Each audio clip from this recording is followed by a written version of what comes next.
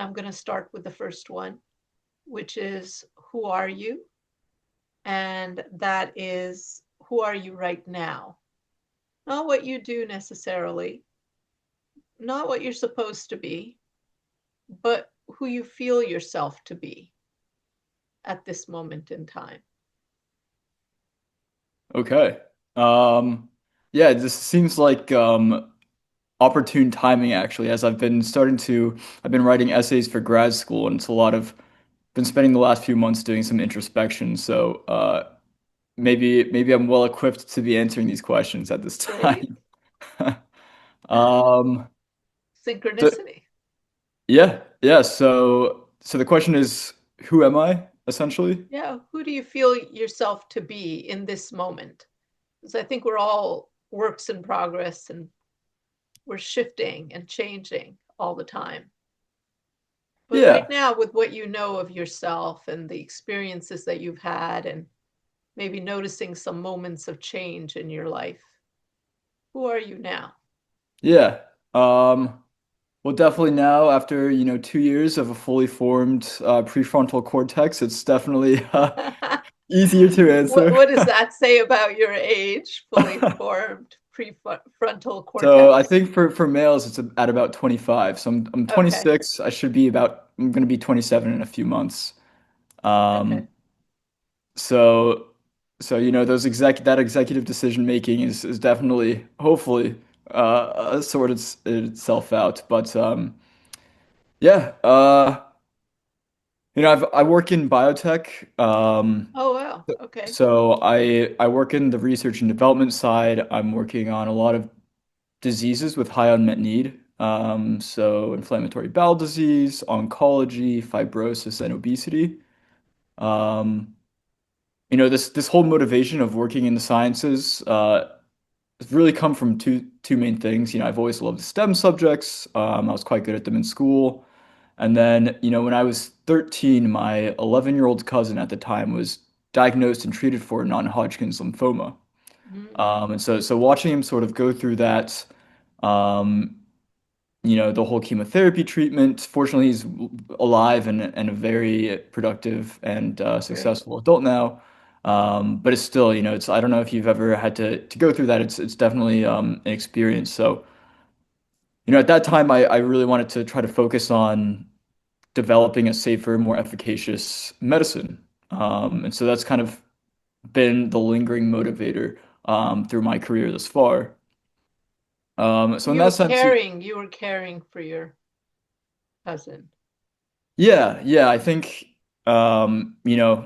it's hard to find someone that either doesn't know someone or has someone within their circle that's been afflicted by this. So there's a lot of great scientists and research, especially in the Boston area where I am now, Mm-hmm. um, you know, doing groundbreaking things in this area. So it's been an absolute pleasure to be a part of that. So I'm grateful to be in a position where I find a lot of validation and fulfillment in my work because I know that can be a luxury for a lot of people. Um, yeah, I think that's from a day to day, that's who I am. That's I try to do like keep things have fun outside of work. I'm a very active person, so have always built community through sports. I Mm-hmm. really like to run intramural soccer teams. I'm a coach for a youth soccer team during the fall and the spring. And so these things really bring me a lot of enjoyment. And, even as I said, my work is very fulfilling. There are days definitely where it still feels like work, right? So having an outlet, a third space, a lot of people will call it, is really important. And those being in a sports team is often where I find my favorite third spaces. What's a third space? It's typically like so your first and second spaces are usually like your work and your home. Okay.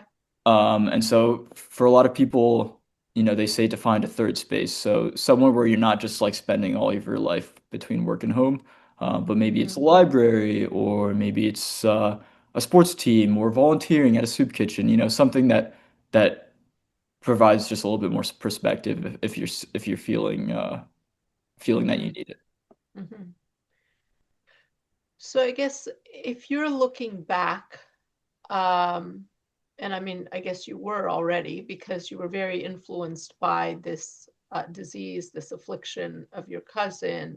I mean, it's actually shaped, from what you're saying, the direction your career has gone in, at the very least, but also in a larger sense, your the importance, the significance you've attributed to the sciences, the search for solutions, that there are these real life problems and that you want to be there to help solve them Hmm. in order not only to care for your cousin, but to make it a bigger mission to help all those who are afflicted. So, um, I mean, clearly, if you're looking at who you are, is a very caring person who wants to share himself and his contributions with a larger community and even humanity, the way that you're explaining it.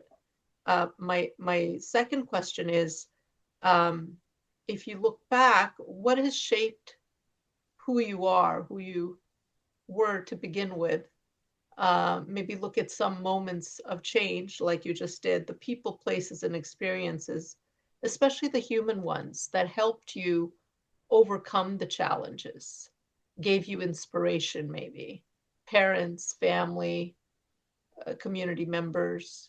And sometimes inspiration comes from a strange place, which is someone who is afflicted and needs help.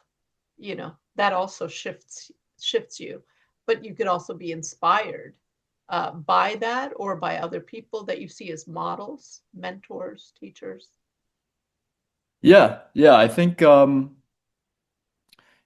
this is always something that always jumps out to me in my memory. I don't know why. But when I was about 7 years old, I went with my family to a sort of like a fair at a pier. And so they have all these sort of games. I don't know if you've ever seen the sort of like wobbly ladder where you have to climb up sort of on all fours and you have to get to the top, but it's very difficult because the ladder is quite unforgiving if you lose your balance. Right, And so I had an older brother who's 2 years older, and he went first, and he kept trying, and he kept trying, and he kept trying. And so at one point we were like, okay, this is rigged, it's not actually possible. Um, and so we were telling the guy who's running the shop that this was not possible, and he's like, no, I'll show you. And so first try he went right up to the top and rung the bell. We were like, okay, well, someone has to figure this out. And so I did it. I tried it, and on my first try, I was able to get up to the top. Um, it's probably because I was quite light, and I could shift my balance, and I wasn't gonna, distribute too many things. But this always, for some reason, stood out to me as just an like that maybe something is unique. I don't know. Just a very random instance in my life that has like propelled me when some things have maybe not gone my way, just to keep going. well, Uh, I mean, that's really interesting, but it makes me think about the guys, Roger Bannister, who first ran the 4 minute mile. And before he ran it, nobody could run it yeah. because it was always, presented as something that was impossible. Hmm. It couldn't be done. But once he did it, I don't know how many people that same year were able to do it because now they recognize that it wasn't impossible. Yeah. So one of the things that occurs to me is that your brother went before the other guy came and gave the example that it could be done, but you went once he did do it. It's a So great you point. had you had in your mind the fact that it was possible, Yeah. whereas your brother didn't. So it reminds me exactly of Roger Bannister and the 4 minute mile. Yeah, no, that's an excellent point. I hadn't considered it in that way. Yeah, I think, there's maybe that mental barrier for people that, until it's been demonstrated, otherwise it's impossible, right? Um, Right. But at the same time, I would say the fact that you were in a position where you saw it as impossible because your brother went and it looked like it wasn't possible, that was equally important because what it put in your mind was, hey, I did something that looked like it was impossible. Absolutely. What a And great story. yeah, and I think, that that ties in a lot to, sort of my experience in drug development as well. We're seeing a lot of innovations. Um, I work on a more validated sort of science, if you will. I do a lot of antibody therapeutics. So if you've heard of like Skyrizi or Keytruda or Humira, I don't know if any of those ring a bell, but Yeah, some um, of those drugs do, the therapeutics. those are some of the most successful drugs on the market, and they're all Yeah. antibody based. And so, prior to antibody therapeutics, or this is a well validated science, there's some, companies out there that are really trying to like gene therapies or, that are doing some really, really cutting edge things that maybe 20 years ago were thought to be impossible. Mm-hmm. And they're demonstrating, slowly, but demonstrating as they start to go into patients that it's, groundbreaking stuff and it really will like improve patients' lives. So Mm-hmm. yeah, again, to your point, the whole Roger Bannister example really can be demonstrated in so many different aspects. It's really cool. Oh, yeah, that's great. And so you're someone who's not gonna quit also, it sounds like. Um, so did that have something to do with the way you were nurtured as a child? Uh, Your family life? but potentially, I think I was the youngest of three, and so I was quite close with my older sister growing up, who always like was very put a lot of effort into basically everything that she did. And so that kind of set the blueprint essentially like I knew what success looked like, whether it was academically or, I ended up working at the same high school, like part-time job as she did in high school. So um, I understood like how to succeed successfully. And, even when things were hard, like it's still possible to succeed. Mm-hmm. So I think in that sense, maybe that was one way that I knew that things were possible. I think my dad had always was very adamant that academic success was an opportunity to improve your quality of life. He always preached that. I think he came from a not super well off background and got various degrees, and that definitely improves his standing socioeconomically. So. Um, that was always my motivator. Like, just doing well in school. I liked school anyway, but even when I didn't, there was some like extrinsic motivation to keep me going. But so that also means that you both had curiosity in school and an aptitude. Like, so there's something inherent in you. Um, Clearly also influenced by the people around you, like your dad and your sister, that are showing you, they're modeling for you. Uh, but you're not far from that. You're not far from them, in that you also have this inherent curiosity about the things that you're involved in and studying. It's hard to keep at something unless you have that. But it sounds like you also have a lot of drive. The inspiration from your cousin. So it sounds like there's a lot of drive there. Yeah, I would say I like to try new things. I like to learn, as I've mentioned.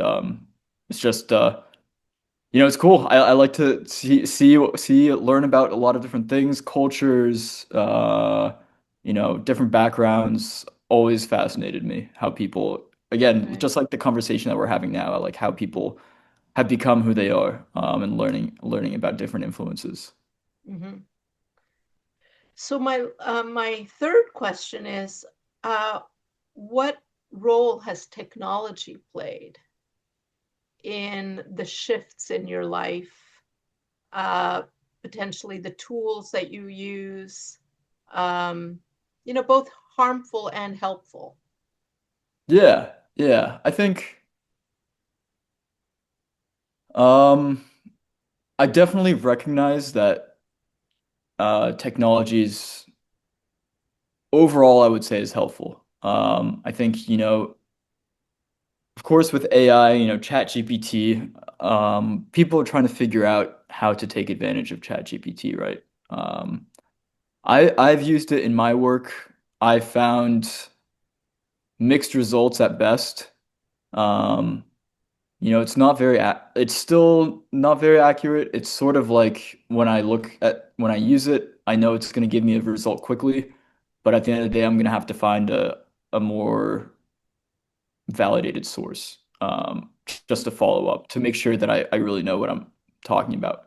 Mhm. Um, but I still think it's quite nascent, right?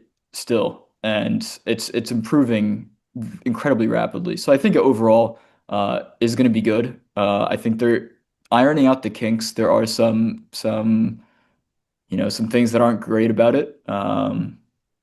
Yeah, I think we'll see how it goes in terms of enhancing productivity, what it will look like impacting the workforce. Is AI really going to come for all of our jobs? I think that's something that people are concerned about. I have no clue. Mhm. I don't know. Yeah, I think, When did you first start using a smartphone? And ooh, how much technology was used in your education? yeah, I would say a smartphone. So I probably didn't have a smartphone until maybe I was 15. I had an iPod Touch before that. So I was, you know, What is playing that, around with, music? yeah, it's basically like an iPhone without texting or calling. Still Okay. had internet access, all that Wi-Fi and stuff. So, um, yeah, I didn't use an iPhone until I was 15. Instagram is really big. I didn't have that until college. I just never like made an account. Um, yeah, I think, social media is overall, I don't think social media is very healthy. I think it sets unrealistic expectations. And also now I mean, I say that and I still will like delete Instagram and then re-download it and then delete and then re-download.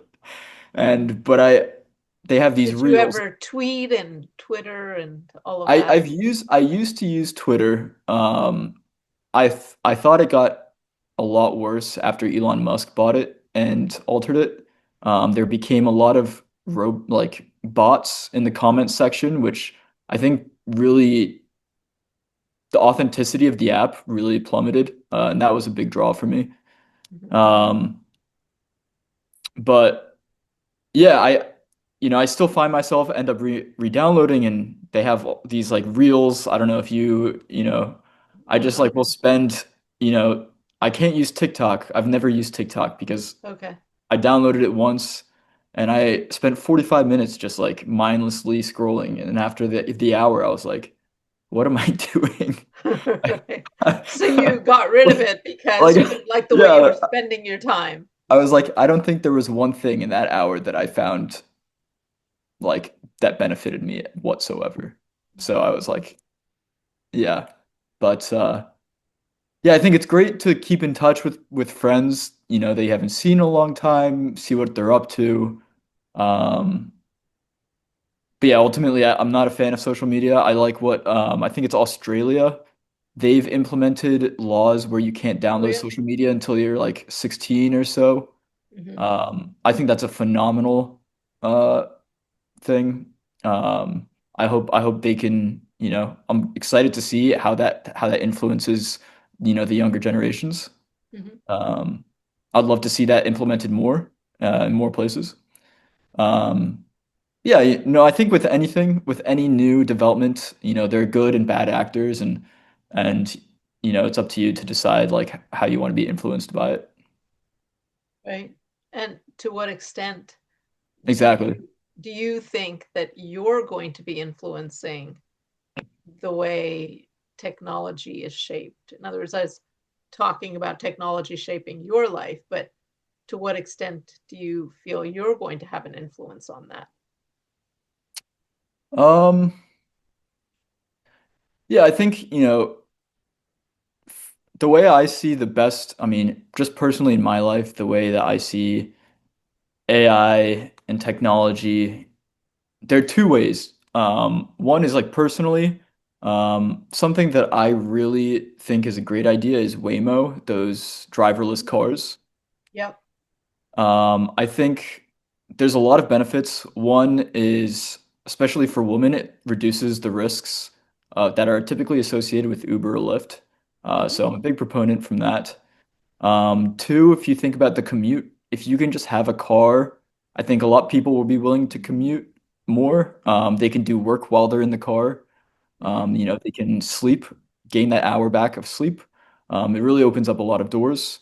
Um, and like in just everyday life, I think driving is seems to be more of a chore unless you have a really nice fast car. So I think having driverless cars is really an excellent uh, implementation of technology. Um, from a professional standpoint, I think a lot of people are interested in learning how AI can be used in drug development. Hmm. Um, whether that's data mining results from clinical trials, and understanding patterns and identifying patterns quicker, whether it's I work in preclinical development, so before the drug has even made it to patients, how can we use AI to optimize the drug? How can we make sure it's drug development is a very time intensive, and there's a huge financial burden for a very low rate of success. So how can we implement AI to comb through all the data that we have currently and really be able to hasten the process of drug development? Yeah. And you know, I think Maybe Dave, de-risk quicker. yeah, yeah. And so David Baker, I don't know if you know who David Baker is. He just won the Nobel Prize for chemistry this past year. He's a professor at University of Washington. Hmm. He downloaded or helped create this uh, AI software called AlphaFold, where basically it can take the amino acid sequence of a protein and predict the structure of that protein with incredibly high accuracy. And so that's been very helpful in my career. At least, the option that, is still very young. There's a lot of things that need to be worked out before we can actually make something from that. But the opportunities that come from that, and, as we mentioned again, like now that it's demonstrated that it's possible, there's so many things that can come from this AlphaFold innovation, and all these other schools and labs are now taking advantage, and I think that's really really exciting. I think Yeah, there's going to it be a does lot of sound things to come from that. great potential Yeah, for absolutely. quickening. I mean, for speeding up drug development Yeah, potentially, especially at definitely. that preclinical stage, which tends to take the longest, I think. Yeah. So Yeah. I'm curious how you think technology has impacted your life, and where you will go as you well, know. I've had a quite the breadth of development trajectory within my own life. I was born in Srinagar a long time ago, and um, the house that I was born in had no electricity, no light. We had no cars. We went around in tongas, which are horse-drawn Hmm. carriages. Those are my earliest memories. And I didn't move until I was about 9 to the west, and I saw the electricity, lights everywhere. And that's what really struck me. Wow. We went through Moscow and then Amsterdam on our way to Montreal, and so it's been quite the journey in terms of this infiltration, intersection, interaction with technology. You know, didn't even have a TV when we were little. We didn't have a fridge. Wow. So yeah, it's like from the Really developmental both ends of the trajectory is really spectrum. like, yeah, is huge in my lifetime, Wow. and from the places that I've been. Right. So there's been, as I would say, a lot of travel. I have traveled a lot, Amazing. Have you a ever lot of read the things. book The Medici Effect? No, but you can send me that one. Yeah, yeah, I'd be happy to. It's I believe it's by a Swede or a Scandinavian guy who basically talks about how a lot of innovations talks about the Medici family Yeah, from Italy the and Renaissance. Yeah. during the Renaissance period exactly, and how basically a lot of innovation is at the intersect of two different disciplines. And so he brings up a lot of different case studies, and to your point is that's often where we find like two completely unrelated case like discipline, Yes, cooking and chemistry, and they have brought up a absolutely. completely. I'm interested to how you mentioned that with all this innovation bringing people together, we risk being too homogenous, right? That's kind of sort of what you're getting to. Exactly. What do you have like any idea as to, how to maintain unique cultures, as we become, the same people on the same globe, but still maintain the uniqueness of, our ethnic backgrounds. Yeah, you'll see that in my system. Yeah. So when can we expect these titles? Right. Um, and um, I'm now hoping, by the end of next year, it's 2020, a big year, to be alive in this time with all that's coming. The bots are coming.